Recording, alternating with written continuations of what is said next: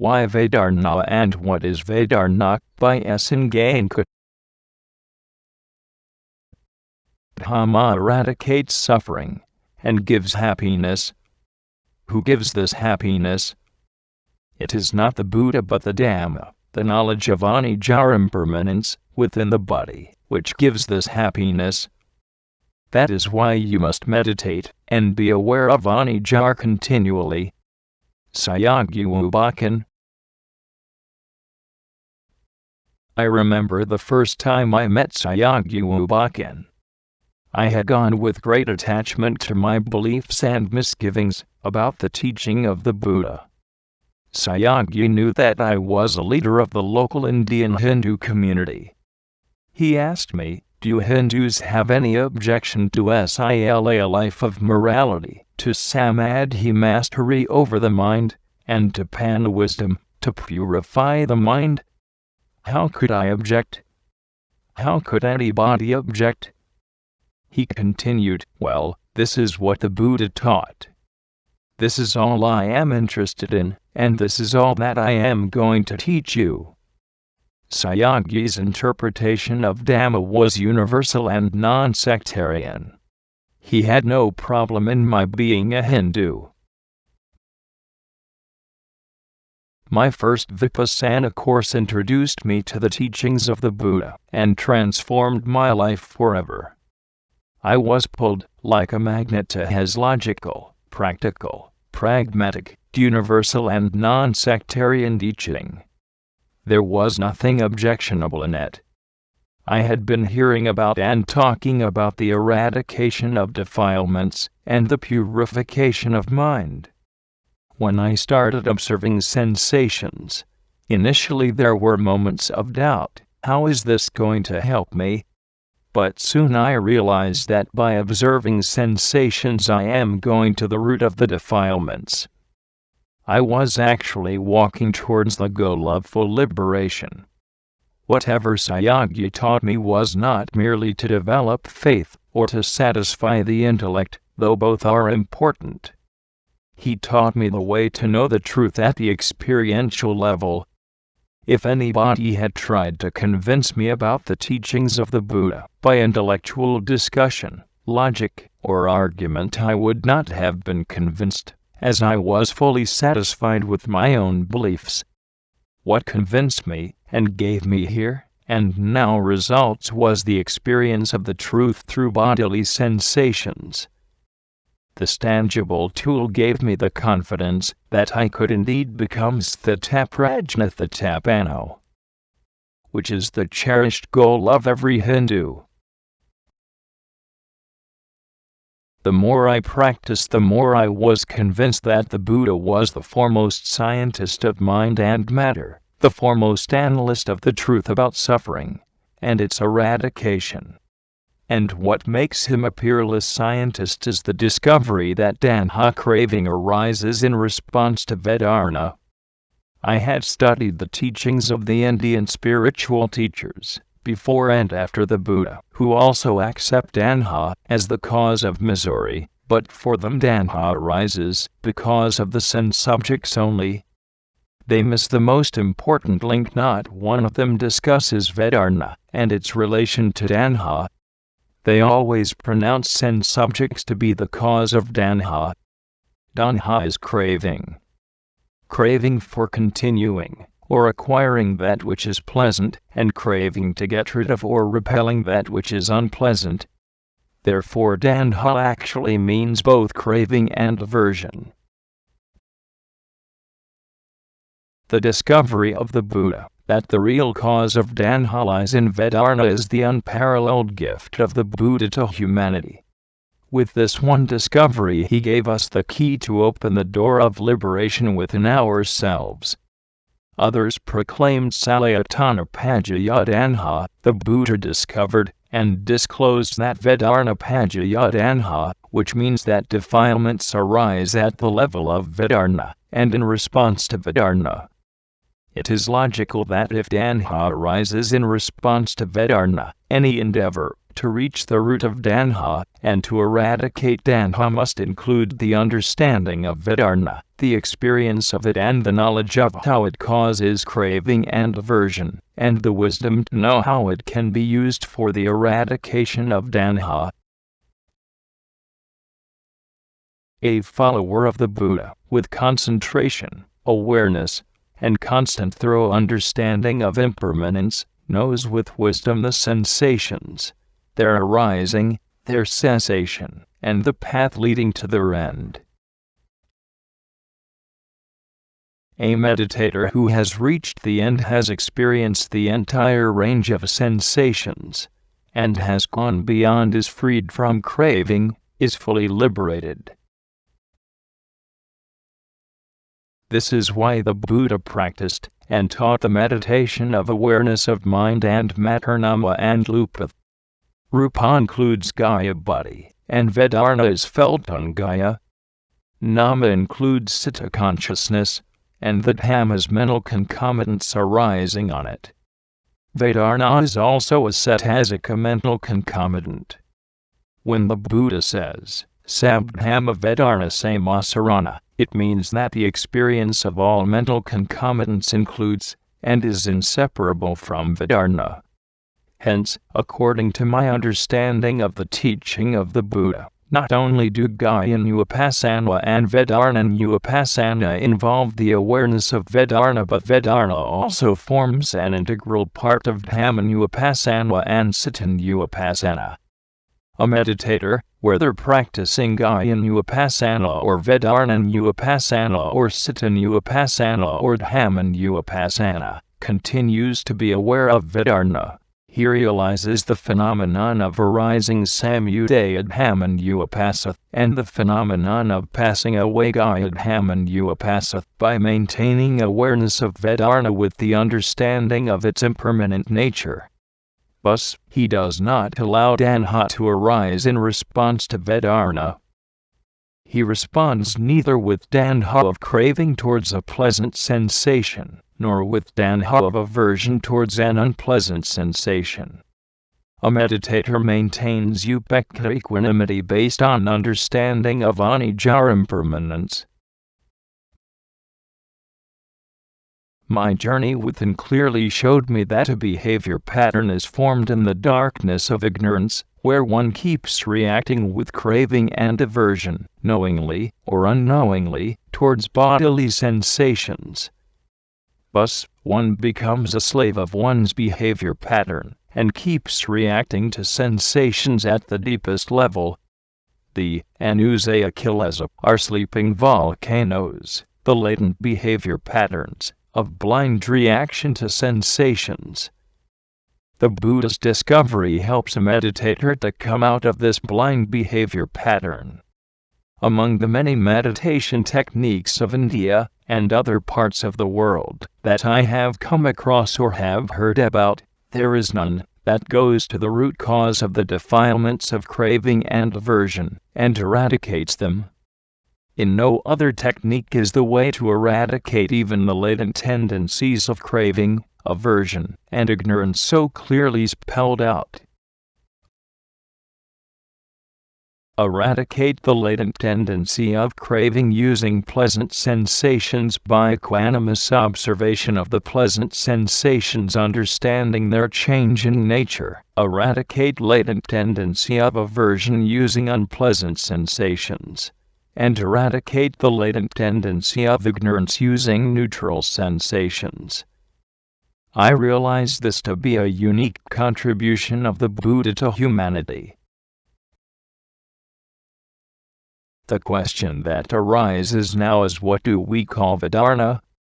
It is clear from the words of the Buddha that Vedana is one of the four aggregates of mind, Sana, Sankhara, and Vijnana being the other three, and that it plays a vital role in liberation from misery. The Buddha gave importance to the Vedana that one feels on the body. The Vedana that one feels on the body is experienced by the Vedanakandha feeling aggregate of Nama, rather, it is the Vedanakandha of Nama. Rupa matter in itself cannot experience sensations arising on it. For the meditation of liberation from misery, bodily sensations are important. This does not mean that mental feeling samanasa and dhammanasa is to be ignored, it continues simultaneously. The tradition in which I drank the nectar of benevolent Dhamma, that liberates one from all misery, is called the tradition of Ledi Sayadaw, which is actually the tradition of the Buddha. This tradition gives all importance to the sensations that one feels on the body.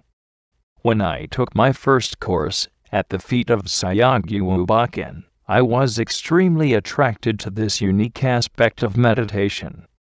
My first Vipassana course showed me that mere intellectual knowledge of the impermanent nature of mind and matter phenomenon can purify only the intellect to some extent.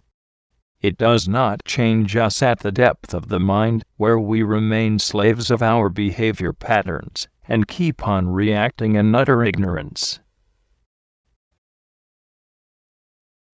I benefited so much from this technique of meditation that I started reading the words of the Buddha in accordance with my teacher's advice. I was also curious to find out why India lost this noble teaching. I had been told from childhood that the Buddha incorporated good points from our tradition in his teaching, and then added delusion to it, and had not discovered anything new. My experience turned out to be contrary to this belief. I found the Buddha's teaching to be very beneficial. This led to a further exploration to find the truth about these statements. Reading the words of the Buddha Tipitaka gave me so much joy. How wrong my earlier information turned out to be. It showed how the Buddha's emphasis was on actual experience of the truth. How could a teaching so firmly grounded in reality lead to delusions? I could detect no trace of falsehood on this path. The words bhavito bahulakatono with your own experience, and thus gain and multiply knowledge occurs many times in Tipitaka. The Buddha said, again and again, Jarna, pasanonize self, with your own experience. The actual experience of the truth, as it is, ensures that there are no illusions or delusions, no imagination, or any blind beliefs on this path.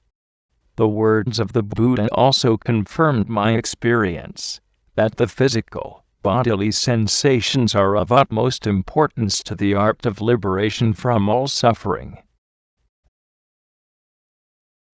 While describing dukkha, it is said, "What now, O monks, is pain?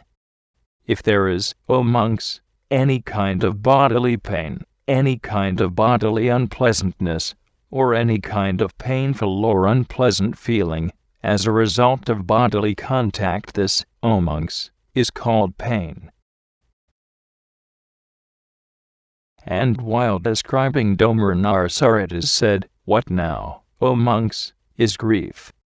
If there is, O monks, any kind of mental pain, any kind of mental unpleasantness, or any kind of painful or unpleasant feeling, as a result of mental contact, this, O monks, is called grief." This again makes it clear that when the Buddha describes dukkha vedana, he is talking about bodily sensations. The Buddha says in the Satipatthana Sutta, Atapi sampajarno satima. Atapi and satima are simple to understand, but I had to search for the meaning of sampajarno.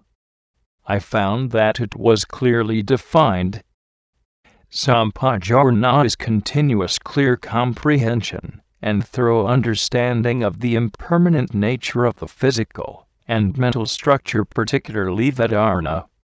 Vedana is felt on the body, but it is part of the mind, and its observation means the observation of the mind and matter phenomenon. And how, O monks, does a monk understand thoroughly? Here, monks, a monk knows sensations arising in him, knows their persisting and knows their passing away. He knows each initial application of the mind on an object arising in him, knows its persisting, and knows its passing away. He knows perceptions arising in him, knows their persisting, and knows their passing away. This, meditators, is how a meditator understands thoroughly. A monk should abide mindful and composed. This is our instruction to you. The words of the Buddha also clarify that Vedana indicates sensations on the body through the sky below many different winds, from east and west, from north and south, dust-laden and dustless, cold, as well as hot, fierce gales, and gentle breezes. Many winds blow. In the same way, in this body, sensations arise, pleasant, unpleasant, and neutral. When a bhikkhu, practicing ardently, does not neglect his faculty of thorough understanding, then such a wise person fully comprehends all sensations. And having fully comprehended them, within this very life he becomes freed from all impurities. At his life's end, such a person, being established in Dhamma and understanding sensations perfectly, attains the indescribable stage. Similarly, emphasizing the fact that Vedana manifests in the body, he said, suppose, meditators, there is a public guest house. People from the east, west, north, and south come and dwell there. People who are Kshatriyas, Brahmins, Vaishya, and Shudras come and dwell there. In the same way, meditators, various sensations arise in this body, pleasant sensations, unpleasant sensations, and neutral sensations arise. Pleasant sensations with attachment, unpleasant sensations with attachment, and neutral sensations with attachment arise. Likewise arise pleasant, unpleasant, and neutral sensations without attachment. I needed no further proof that the Buddha was referring to the physical, bodily sensations when he described Vedana. Not only did these exhortations of the Buddha clear all my doubts, they also made me feel as if the Buddha himself was instructing me to give importance to the bodily sensations. My revered teacher used to chant Tikapathana regularly. I found it very inspiring.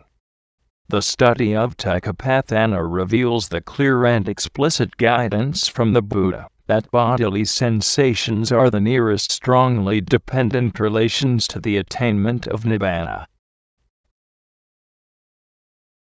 Pleasant bodily sensation is the cause for the arising of pleasant sensation of the body, unpleasant sensation of the body, and attainment of fruition Nibbana in relation to the strong dependent condition. Unpleasant bodily sensation is the cause for the arising of pleasant sensation of the body, unpleasant sensation of the body, and attainment of fruition Nibbana in relation to the strong dependent condition. And, dependent on pleasant bodily sensations, vipassana arises, path arises, knowledge arises, attainment of Nibbana arises. Some of my friends insisted that Vedana is a part of Nama, and hence it has no relation to the bodily sensations.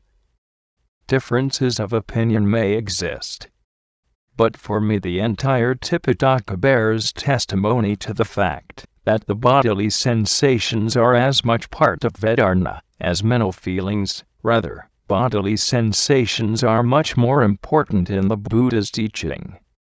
The Padhana gave an added incontrovertible proof that bodily sensations are of utmost importance on the path of liberation.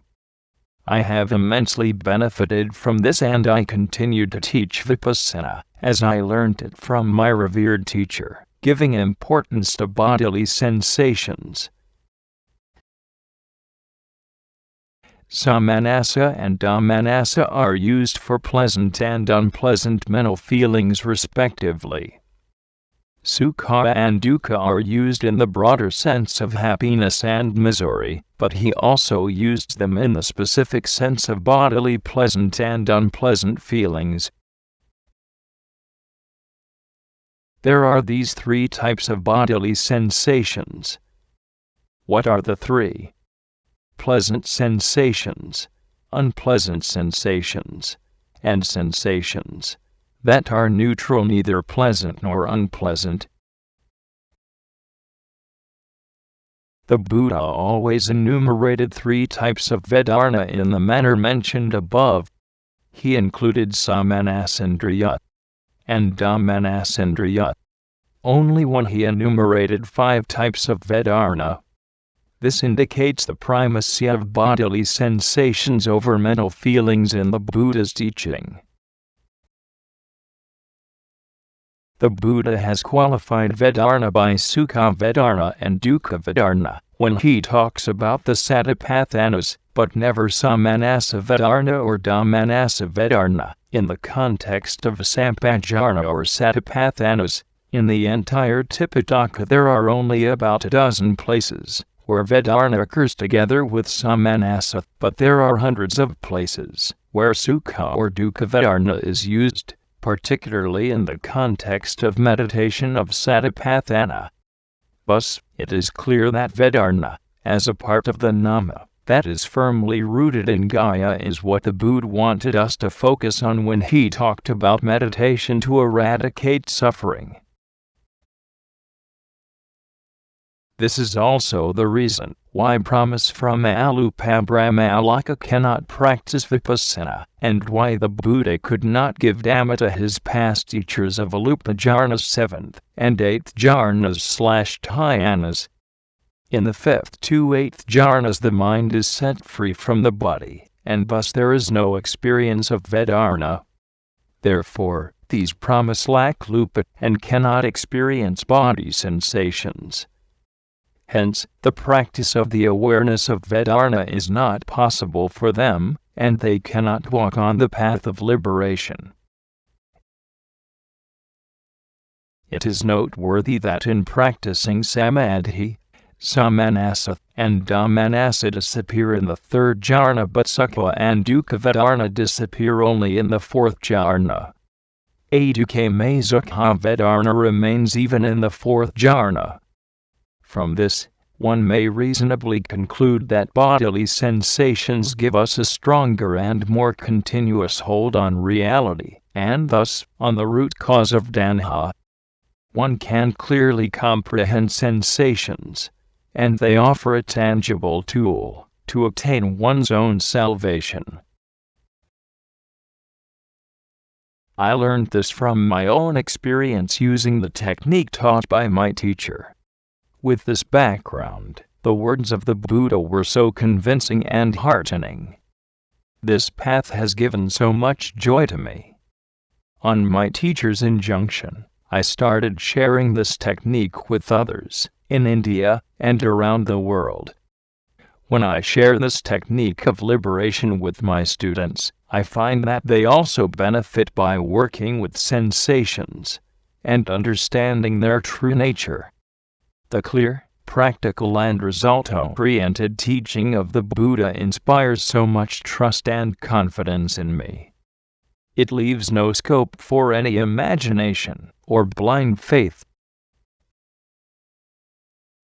Every now and then, someone comes and argues with me as to why I give so much importance to bodily sensations. Very humbly I request him or her to come and give a trial to Vipassana meditation, to experience and examine whether it is in accordance with the Buddha's teaching. Let there be no doubt about the technique. I invite you, let us all walk on the path shown to us by the Buddha, the greatest scientist of mind and matter, the greatest physician of mind the world has ever produced. Let our philosophical beliefs not become an obstacle for us. Let us make use of the Buddha's discovery that Vedana is the tool that will liberate us from our misery. May all be happy, peaceful and liberated. By S. N.